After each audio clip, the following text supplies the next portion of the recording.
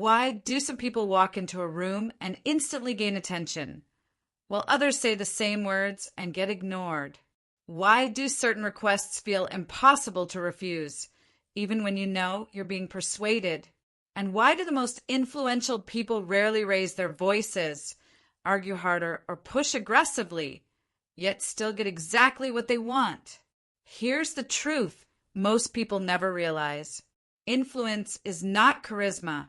It's not confidence, and it's definitely not manipulation. It's psychology. In decades of research, Dr. Robert Cialdini uncovered something unsettling and incredibly empowering. Human beings follow predictable mental shortcuts, and those who understand these shortcuts shape decisions, build trust, and lead others, often without being noticed. Every day, influence is happening around you. When someone's opinion suddenly feels right, when a product feels too popular to ignore, when a favor feels socially impossible to decline, when authority makes a message feel instantly credible. Most people experience these forces blindly. Influential people use them deliberately. In this audiobook, you will learn how influence actually works beneath the surface, why people comply, follow, and commit, and how to apply these same principles ethically to increase your personal power, strengthen your leadership, presence, persuade without pressure, and become someone people naturally listen to. This is not about tricks. This is not about manipulation. This is about understanding the invisible rules that already govern human behavior. Once you see them, you'll never unsee them. And from that moment on, your words will carry more weight, your presence more authority, and your influence far beyond what you imagined. Chapter 1. The Invisible Forces Controlling Every Yes. Why your decisions may not be as free as you think. Pause for a moment and consider this question. When was the last time you said yes without fully knowing why? Not because you were forced. Not because you were threatened, but because something felt right. You can learn how to make people say yes. What if that yes was shaped before one ever became aware of it? Most people believe their decisions are logical, deliberate, and consciously chosen. We like to think we weigh options, compare facts, and arrive at conclusions through reason. But psychology tells a very different story. Your brain is not a careful judge. It is a shortcut machine.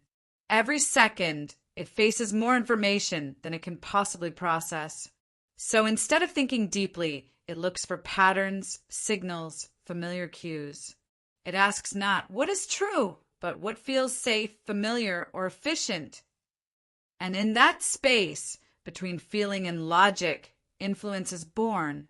Before you evaluate an argument, your brain has already made a prediction. Before you analyze a request, your nervous system has already reacted. Before you decide, the decision has already begun forming. This is not a flaw. It's survival. Thousands of years ago, quick decisions kept humans alive. Hesitation meant danger. So the brain evolved to rely on mental shortcuts, what psychologists call heuristics. These shortcuts save energy, reduce uncertainty, and help us move through the world smoothly. But here's the twist no one warns you about. Those same shortcuts can be triggered, and when they are, logic takes a back seat. A confident tone can outweigh a strong argument. A familiar face can override better evidence. A small suggestion can quietly steer a major decision. Influence doesn't announce itself. It whispers. Consider this. Two people make the same request using the same words. One is ignored. The other is obeyed. What changed? Not the message, the signal behind it. Your brain constantly asks unconscious questions. Is this person credible? Is this familiar? Do others agree? Does saying yes feel safe? These questions are answered instantly, long before reasoning steps in. And once the brain answers them, logic often becomes a storyteller, justifying a decision already made. This is why people can passionately defend choices they didn't consciously choose. Why they feel certain even when they're wrong. Why influence works best when it goes unnoticed. The smallest cues often have the greatest power. A label, a title, a moment of scarcity, a hint that people like you already agree. These cues bypass debate and speak directly to the brain's automatic systems. They don't argue, they signal, and signals move faster than thought. This is why logical arguments fail against emotional certainty. Why facts bounce off belief. Why influence happens even to those who believe they're immune to it, especially to them. Because the brain doesn't resist influence, it resists feeling controlled. When influence feels natural, familiar, or self-chosen, it slides in effortlessly. Every advertisement you've trusted, every leader you've followed, every decision that just felt right was shaped, at least in part, by forces operating beneath awareness. This doesn't mean you're weak. It means you're human. The moment you see these invisible forces, they lose their invisibility. The moment you understand how influence works, you stop being pushed blindly by it. You begin to notice why certain voices carry weight, why some ideas spread effortlessly, why resistance appears the moment pressure is applied. And more importantly, you gain the ability to influence without force, without manipulation, and without guilt by working with the brain instead of against it. Because influence is already happening to you every day. The only real question is this: will you remain unaware of it, or will you learn how it works? In the next chapter, you'll discover something counterintuitive and powerful. Why the people with the greatest influence often persuade the least, and how stepping back can give you more power than pushing forward ever could. And once you hear it, you'll never try to persuade the same way again. Chapter 2: The Power You Gain When You Stop Persuading. Why trying harder often makes people resist, and what works instead. Imagine this familiar moment. Someone is trying very hard to convince you. Their voice tightens, their words repeat, their urgency increases, and suddenly something inside you hardens. You don't know why. You don't even disagree with them, but you feel the urge to pull away. That reaction has a name: psychological reactance. The human brain is wired to protect autonomy. The moment it senses pressure, control, or manipulation, it activates a defensive response, even if the suggestion is good for us. This is why pushy salespeople trigger resistance over explaining, weaken strong arguments. Repeating a point makes it feel less trustworthy. The harder someone tries to persuade, the more the brain whispers, "You're being controlled." And control is the fastest way to lose influence. Now, here's the surprising part. The most influential people rarely convince. They create conditions where people convince themselves. Let's look at a concrete example. Two managers want buy-in for a new idea. Manager A says, "This is the best approach. Here's why it will work. You need to get on board." Manager B says, "Here's one option we're considering. I'm curious what concerns you might see." Same goal, completely different effect. The first triggers defense. The second invites ownership. Why? Because when people feel free to choose, resistance dissolves. The brain relaxes. Autonomy is preserved. And once autonomy is safe, influence begins. This leads us to a powerful technique. Technique 1, the choice frame. Instead of pushing a single outcome, offer controlled freedom. Example: would you prefer to start today or tomorrow? Which approach feels more aligned to you? Do you want the short explanation or the detailed one? You're not persuading. You're handing back control. And paradoxically, that's when people move closer to your direction. Here's another example. A friend wants advice. You jump in with solutions. They resist. But when you ask, "Would you like my perspective, or do you just want to talk it through?" Suddenly they lean in. Why? Because permission removes pressure. Technique 2. Withhold before you offer. Influential people don't rush to persuade. They pause. They listen longer than expected. They leave space. This creates curiosity. When you don't immediately explain, the brain starts filling gaps. It leans forward. It becomes receptive. Try this. Instead of explaining immediately, say, "There's something interesting about this, but let's come back to it." Or, "Most people miss one key part. See if you can spot it."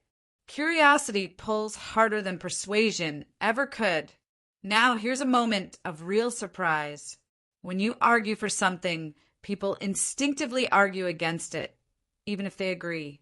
But when you acknowledge the opposing side first, resistance collapses. Technique 3. Voice the objection before they do. Say things like, "This might sound unnecessary at first. You might be thinking this is risky, and that's fair.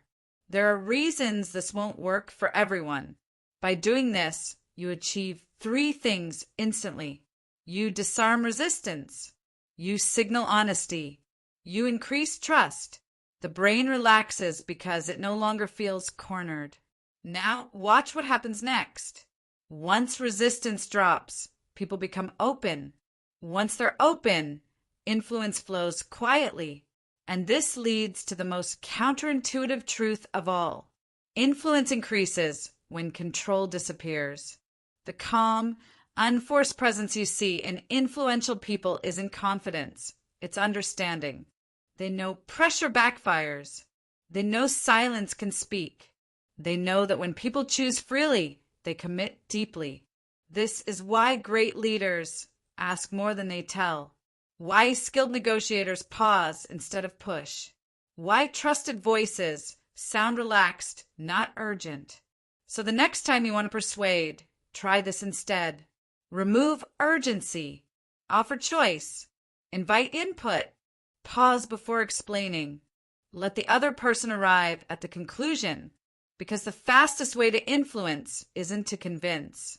It's to make people feel free. And in the next chapter, you'll uncover the silent triggers that make people trust you instantly, often before you've even spoken.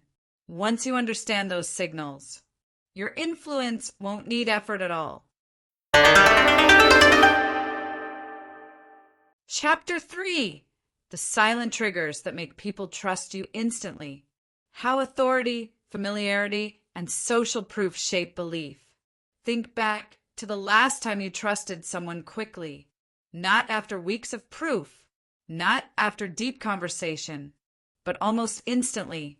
You don't remember deciding to trust them. You just did. That's because trust rarely begins with logic. It begins with signals. Before words are evaluated, the brain asks a simple question.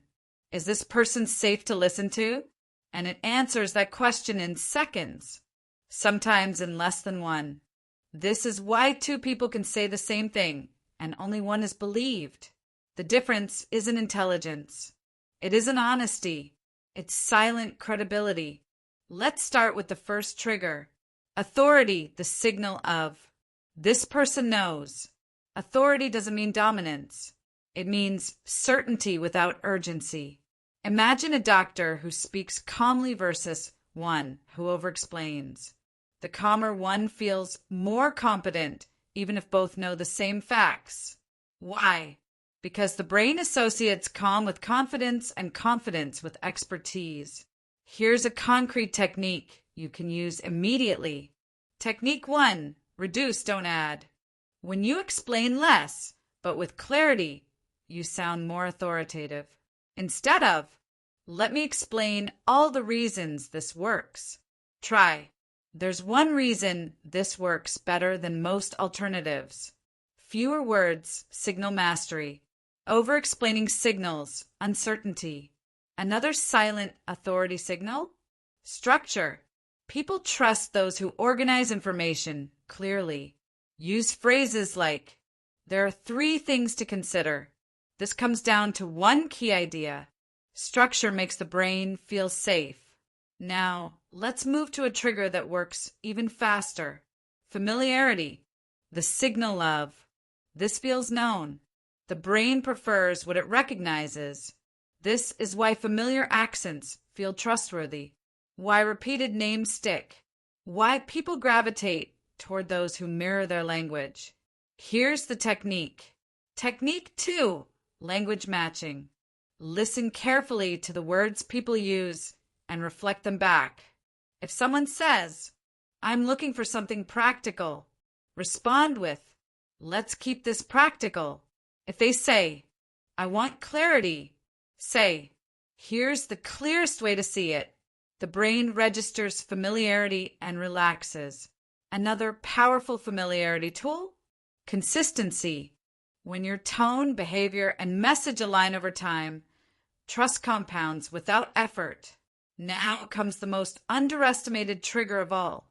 Social proof, the signal of, "Others like me agree." Humans evolved in groups. Following the group meant survival. So when we're uncertain, we look sideways. We ask, "What are others doing?" This is why reviews matter, why crowds attract crowds, why popularity feels like proof. Here's how to apply this ethically. Technique 3, reference the group, not yourself. Instead of saying, "I think this is the best approach," say, "Most people in this situation choose this," or "This is what tends to work for people like you." Notice the shift. You're no longer persuading, you're reporting. The brain trusts observations more than opinions. Another subtle social proof signal, names and specifics. "Many people" is weak. 3 recent clients feels real. Specificity builds belief. Now, here's a moment that surprises most people. Authority, familiarity, and social proof don't add up. They multiply. A calm person, using familiar language, referencing shared behavior, doesn't need to convince. They feel right. This is why trust often precedes evidence, why belief comes before proof. And now, the most important realization of this chapter. You're already sending trust signals. Every pause, every word choice, every reference you make or fail to make. So ask yourself, do my words sound rushed or grounded? Do I match the language of the people I speak to? Do I signal that others have walked this path before? Because if trust can be triggered silently, what signals are you sending right now? In the next chapter, we'll cross the final boundary, the line between influence and manipulation, and reveal how the most powerful influencers stay ethical while shaping decisions. Once you understand that line, your influence won't just grow, it will last. Chapter 4, Ethical Influence, the line between power and manipulation. How to influence without guilt, and why intention matters more than technique. There's a question most people avoid asking, not because it's difficult, but because the answer carries responsibility. When does influence become manipulation? The uncomfortable truth is this: the same psychological principles can be used to empower or to control. The difference is not the technique, it's intention. Manipulation seeks compliance without care. Ethical influence seeks alignment. One takes from people, the other builds with them. Let's make this concrete. Imagine 2 leaders using the same principle, scarcity. Leader A says, "Act now or you'll miss out." Leader B says, "This opportunity isn't for everyone. If it fits you, it's available." Same principle, completely different outcome. One pressures, the other respects choice. This is the ethical boundary. The first rule of ethical influence: choice must remain real. If someone feels trapped, rushed, or cornered, influence has crossed into control. Ethical influence always leaves the door open. Here's a technique you can use immediately. Technique 1, the explicit exit. Say things like, if this doesn't feel right, no problem. This may not be the right fit, and that's okay. You're free to decide either way. This doesn't weaken influence. It strengthens it. Why? Because autonomy creates trust, and trust multiplies impact. A surprising truth. Transparency increases influence, not decreases it. Many people hide influence techniques, fearing they'll lose power if others notice. But transparency does the opposite. When you explain why something works, people feel respected, not manipulated. Example, I'm sharing this because most people in your situation find it helpful. I may be biased here, so feel free to challenge this. This honesty disarms skepticism. The brain thinks, if they're being this open, they must be trustworthy. Technique 2, name the influence. Labeling intent reduces fear. Phrases like, I want to make this easier for you to decide, and why goal isn't to push, just to clarify. Naming influence removes its shadow. Now, let's talk about loyalty. Manipulation creates short-term wins. Ethical influence creates long-term allegiance. Why? Because people don't bond with pressure. They bond with fairness. Technique 3. Use reciprocity without keeping score. Cialdini's principle of reciprocity works best when it's genuine. Give without expectation. Share value freely. Offer insight without asking for return. Help before you need help. When people feel indebted, resentment forms. When they feel supported, loyalty forms. Here's another powerful ethical filter. Ask this question before influencing.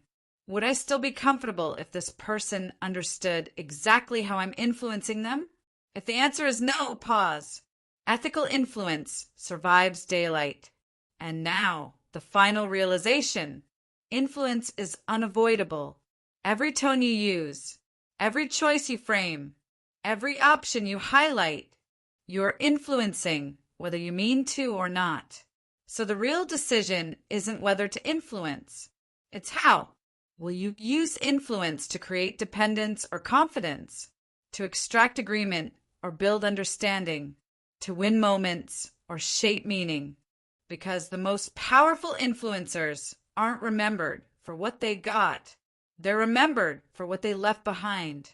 So ask yourself, honestly and without judgment, what kind of influence do you want to leave behind? Momentary compliance or lasting impact? And with that understanding, your influence becomes not just effective, but ethical, human, and enduring.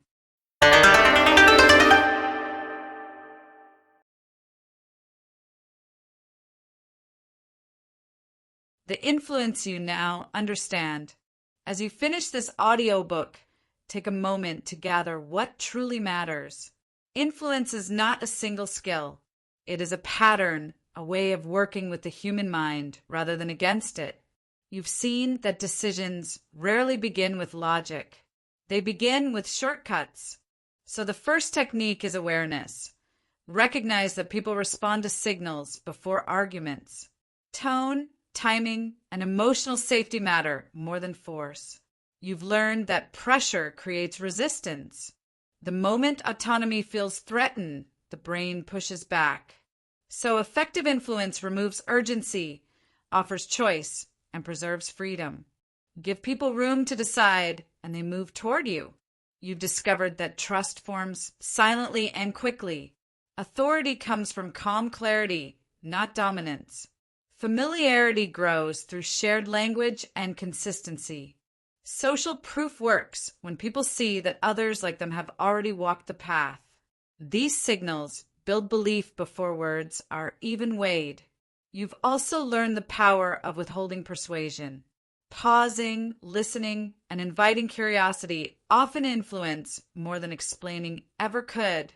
When people arrive at conclusions themselves, commitment deepens. You've seen that ethical influence depends on intention. Leave exits open. Name your intent. Be transparent. Use reciprocity generously, not transactionally.